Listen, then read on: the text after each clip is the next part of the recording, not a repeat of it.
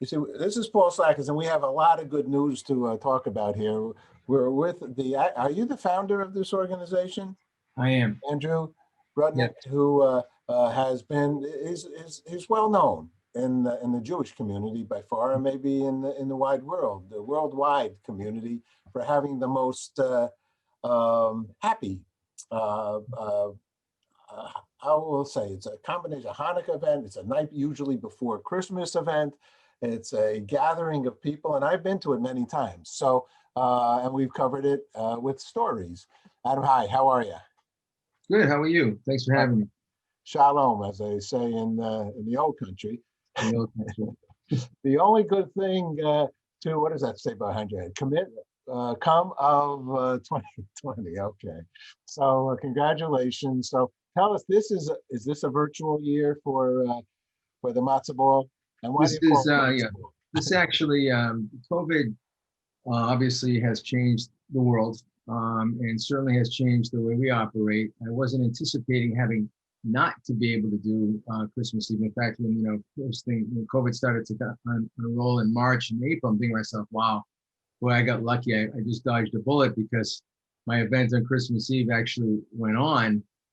And so I didn't even think that we'd have these issues. And obviously time goes on, and here we are, where it was impossible for we could have booked locations, but it just would have been just too challenging, and wouldn't have been worth people wouldn't have been worth people's while. So we had to make a decision. At first, we thought we would create a nightclub environment by, I don't know how you can do that on Zoom, where you can have people can have fun and keeping them engaged by watching a DJ. I just don't understand how those type of events work. So even though that was sort of the natural, we just couldn't do it because I just didn't see the value in it. And then we came across a speed dating platform that was just unbelievable.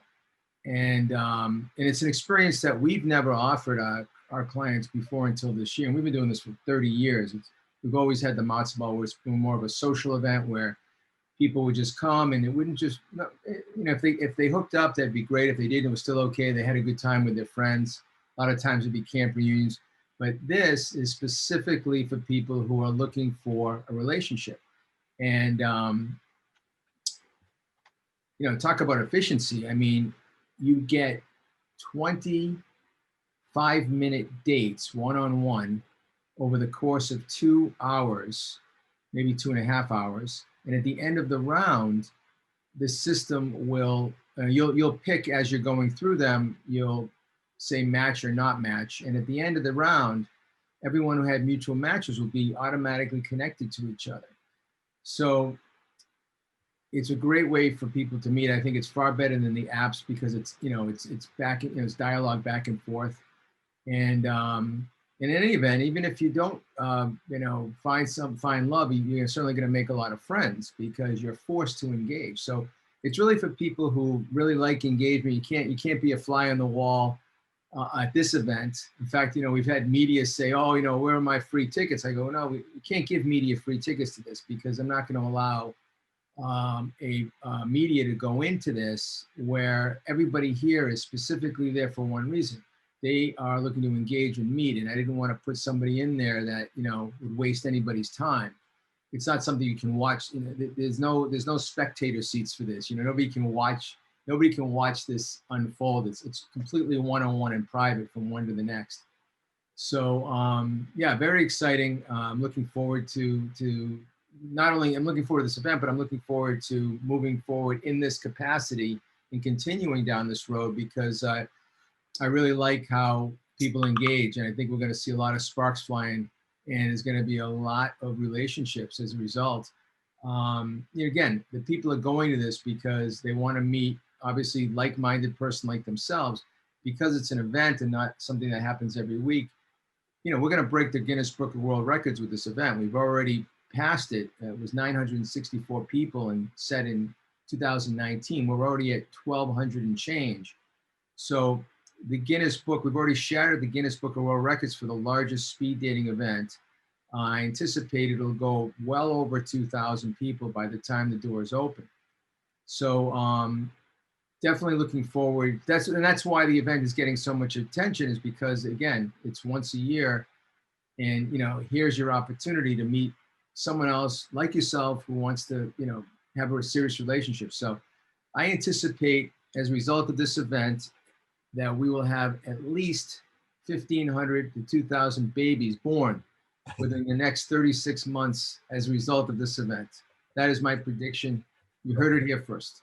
That's eventually that. Now, let me ask you this, Adam. I know you can make things happen. You're a pretty special guy, but they will have to meet to do that, right? Is that right? Or are we able to make that happen without it? Well, no, we've actually made a deal with a fertility clinic where we're going to have them artificially inseminated. No, I'm just kidding. It's funny though, somebody said to me, he goes, why don't you have Chinese food delivered to them during the event? I said to myself, you know what? That is a great idea. If I had thought of that a little earlier, I could have put that together with Uber Eats and the Chinese restaurants. Where included in your ticket, you'd have a Chinese box right there. But we just didn't have enough time. But that's funny stuff. I love this. I love when people get together, and in Yiddish they call it a shidduch.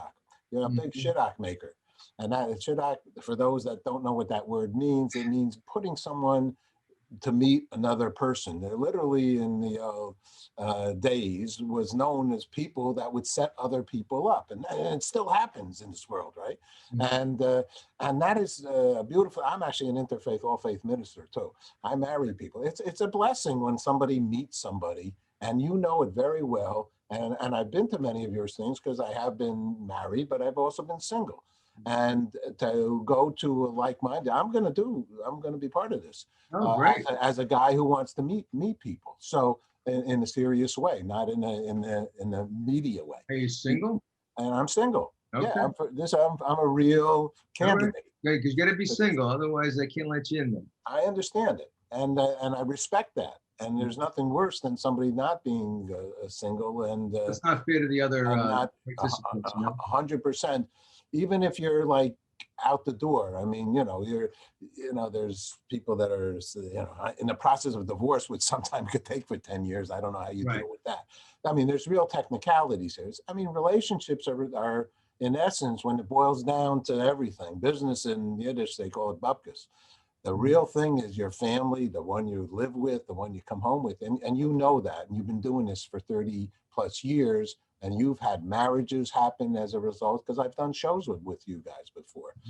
So you've taken on a very serious, maybe it started as lighthearted, but maybe it has grown into something, realizing that you have changed a lot of people's lives. Well, thank you. So?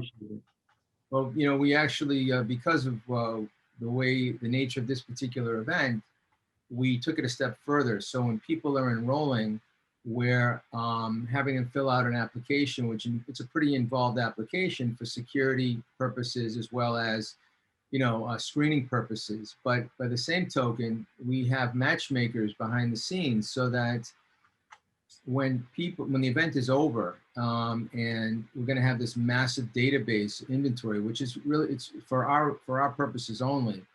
But for those who want the personal service of having a matchmaker find them someone specific, that's in line with what their preferences are. We now have that option available to the people that go to this event, because again, we've got 2,000 plus people come to this event. You're going to meet 20. Okay. So, there's going to be quite a few people that you might, be compatible with, that you weren't going to meet. Right. So because now that we have this, we call it matzah match, it's in place. And people can choose to do it. It's not expensive, and they can basically pay by the date, and the matchmakers will find them, will go out and pursue, and then deliver them profiles and photos, and actually set the date up for them. And it'll be a virtual date on the same platform. So that's actually available after the event as a way to make sure these people can connect. We also have on Christmas Eve is our regional matzo ball, where you're basically putting in your state and your age, and you're going to be in a group that's specific to the region and the age range. Okay. On Saturday, and by the way, that's at 9 o'clock, all time zones. So if you're in Australia, it's actually 5 in the morning. We actually start at 5 in the morning on Christmas Eve, because we have to do Australia at 5 a.m. And then we move over to Israel, then we move over to London, and then we come back to the States.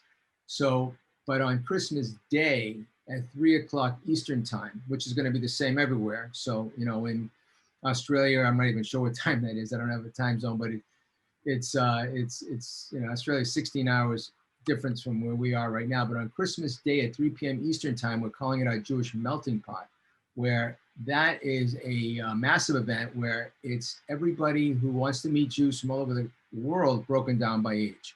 So that is segmented by age category, but you can meet, and by the way, huge response in that because we sold it as a combo ticket, and we sold a lot of people are doing Christmas Eve regional, and a lot of them bought the melting pot the next day.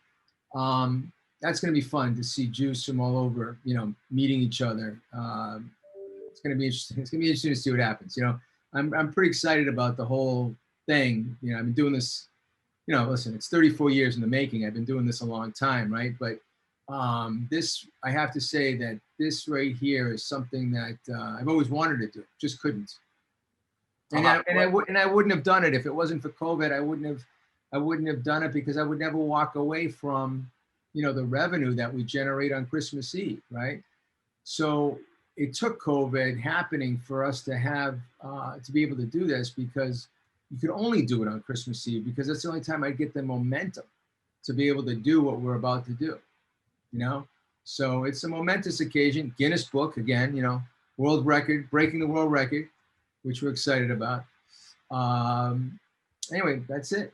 Yeah, no, I think it's marvelous, and I understand, you know, the potential of worldwide.